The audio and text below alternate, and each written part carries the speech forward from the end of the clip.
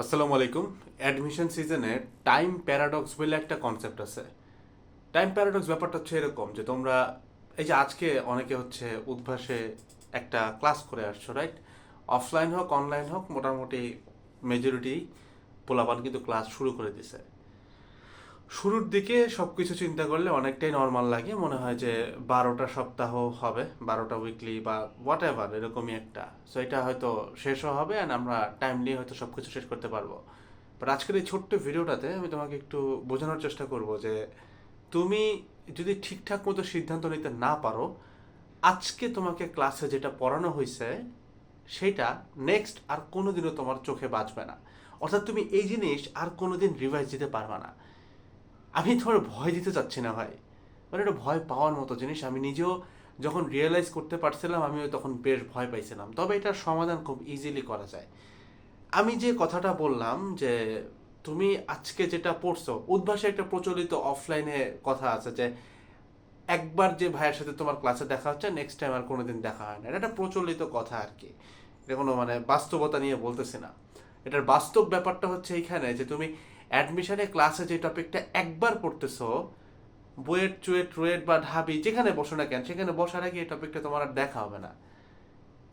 তুমি এটার ওয়েটটা আমি জানি না বুঝছো কিনা, ওয়েটটা একটু বোঝার চেষ্টা করি আমরা। যে মনে করো আমি কিন্তু বলি নাই যে টপিকটা তুমি পড়ছো আর দেখা হবে না, যে টপিকটা তোমাকে পড়াইছে সেটা আর দেখা হবে না। মানে এখানে কিন্তু অনেকগুলো স্টেপ আছে, রাইট? মানে তুমি প্রথমে তোমাকে টিচার পড়াইছে, তুমি বুঝছো, স্টেপ 1 পড়াইছে, স্টেপ 2 তুমি বুঝছো, স্টেপ 3 তুমি এটা একটা নোটে আনার ট্রাই করছো, স্টেপ 4 তুমি এটা প্র্যাকটিস করছো, স্টেপ 5 তুমি সব কিছু মিলে একটা ছোট নোট বানাইছো রিভিশন দেওয়ার জন্য।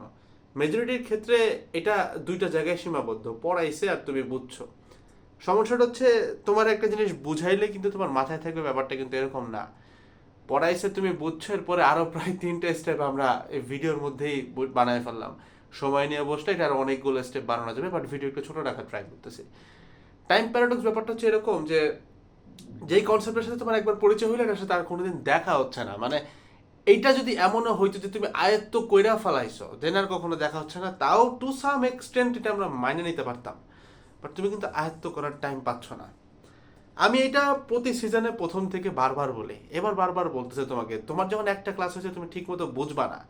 বাট আমার সাথে এই ভিডিওতে যদি তুমি একটু রিয়েলাইজ করার চেষ্টা করো, আজকে ক্লাসে যা যা পড়াইছে তোমার সব কি এক্স্যাক্টলি 7 দিন পরে মনে থাকবে?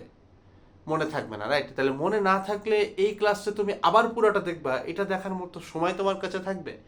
এই যে কাল পরশুই তো আবার ক্লাস, সময় কি আছে আর একটা ক্লাস দেখার? ধরো এই সপ্তাহের আগে আর একটা সপ্তাহ তোমার ক্লাস হয়েছিল, কিন্তু এখানকার কিছু জিনিস তুমি ভুলে গেছো, এখন কি ওটা দেখার মতো টাইম বের করতে পারবা? কাল পরশু তো আবার class. So the thing is, তোমাকে যেটা করতে হবে ওই ক্লাসটা দিয়ে আসার পরে, আমি এইচএসসিতে বলি যে ক্লাসে যা পড়াইছে সব একটা নোট করে ফেলো, কিন্তু অ্যাডমিশনে কথাটা সত্য না। অ্যাডমিশনে অনেক টপিক আছে একদম টপার লেভেলে, অনেক টপিক আছে টপার লেভেলে না। তোমার যেটা টার্গেট থাকবে ওই ক্লাসটা করে আসার পরে তুমি একটা বেসিক স্টুডেন্ট হিসেবে দেখলেই বুঝবা যে কোন জিনিসগুলো তোমার পারার কথা। মানে অ্যাটলিস্ট এইচএসসি স্ট্যান্ডার্ডেই তোমার পারার কথা, বা বিগত বছরের প্রশ্ন প্যাটার্ন দেখলেও পারার কথা। অ্যাটলিস্ট ওইগুলোর উপরে যেন দখল হয়ে আসে। অর্থাৎ কোশ্চেন ব্যাংকটা যদি তুমি করো, কোশ্চেন ব্যাংকটা যদি এসে ওই স্পেসিফিক চ্যাপ্টারের কোশ্চেনগুলো দাগাও, ওই কোশ্চেন ব্যাংকটাকে বারবার প্র্যাকটিস করো, বারবার সলভ করো। বারবার কেমনে করবো ভাই, একবারই তো করতে পারি না। ইজি ইজি ব্যাপার। প্রথমবার যখন করবা দাগায় যাবা, দ্বিতীয়বার যখন করবা ওই দাগানোগুলাই করবা, ওই দাগানো থেকে আবার একটা ডিফারেন্ট চিহ্ন দিয়ে দাগাবা। প্রথমবার একটা চিহ্ন, দ্বিতীয়বার একটা চিহ্ন, এরকম করতে করতে ট্রাই করবা দাগানোগুলো কমাইতে। এটা রিটেন অ্যান্ড এমসিকিউ বোথ ক্ষেত্রে।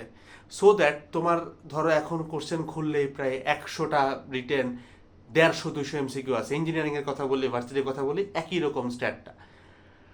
এই জিনিস তো নেক্সট টাইম পুরোটা দেখা সম্ভব না। সো তোমার টার্গেট থাকবে 100টা রিটার্ন যেন 10টা রিটার্নে নেমে আসে, 150টা এমসিকিউ যেন 30টা এমসিকিউতে নেমে আসে।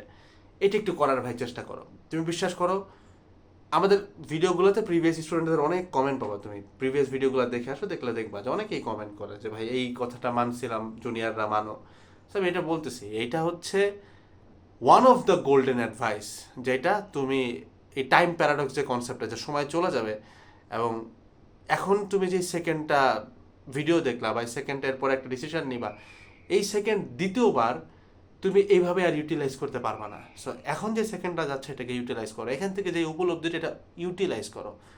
সো যেটাই হচ্ছে না কেন ওইটাকে একটু গোছায় বিগত বছরের প্রশ্নগুলো হইলেও একটু দেখে যাও। এটা হচ্ছে যে আমি ভিডিওতে বলছিলাম না যে ম্যাথ সলভ করতে হলে স্টেপ 1 হচ্ছে 10 বার কোশ্চেন ব্যাংক সলভ করে, স্টেপ 2 হচ্ছে 10 বার কোশ্চেন ব্যাংক, স্টেপ 3 হচ্ছে আরও 10 বার কোশ্চেন ব্যাংক, এরপরে টাইম থাকলে অন্য কিছু পড়ো। এটা কিন্তু আমি আসলে বুঝাই নাই যে 30 বার সলভ করো, আমি এখানে গুরুত্বটা বোঝাইছি যে কোশ্চেন ব্যাংক সলভ করার গুরুত্বটা কত বেশি, বিগত বছরের প্রশ্ন সলভ করার গুরুত্ব কত বেশি। ঠিক আছে, আমাদের compact engineering compact varsity batch 2টারই ক্লাস আমরা এই শুক্রবারে পাবলিশ করব। তোমরা যারা ঢাকায় আসা নিয়ে প্যারা খাইছো, ঢাকায় সেটেল হইতে একটু প্যারা খাচ্ছিলা, প্রথম ক্লাস, আবার অনেকে আছে যুক্ত হয়ে ফাউন্ডেশন ক্লাসগুলো একটু দেখে ফেলে, অনেকের তো টপিকে ঘাটতি থাকে, ঢুকলেই ফিজিক্স কেমিস্ট্রি ম্যাথের ফাউন্ডেশন ক্লাস একদম টপিক ওয়াইজ দেওয়া আছে, যার যে টপিকে সমস্যা আছে দেখে ফেলো ভাই, জৈব যোগ মাত্র 16 ঘন্টার ক্লাস, সবগুলো টপিক যোগ করলে ফাউন্ডেশনগুলো দেখো। শুক্রবারে তোমার এই উইকলি এক্সামের নামে একটা ট্যাব হবে, উইকলি এক্সাম 1, ইঞ্জিনিয়ারিং একটা হবে, ভার্সিটিতে একটা হবে, তোমাদের যা যা সিলেবাস আছে সব ওইটার ভিতরে কভার করা আছে। ওইটা পড়া ভাই উইকলি এক্সামে পড়ছো, ইউ থ্যাংক ইউ লেটার ইনশাআল্লাহ। ঠিক আছে, আসসালামু আলাইকুম। ছোট্ট একটা ভিডিও, জাস্ট টাইম প্যারাডক্সটা বোঝানোর উদ্দেশ্য ছিল। বাই।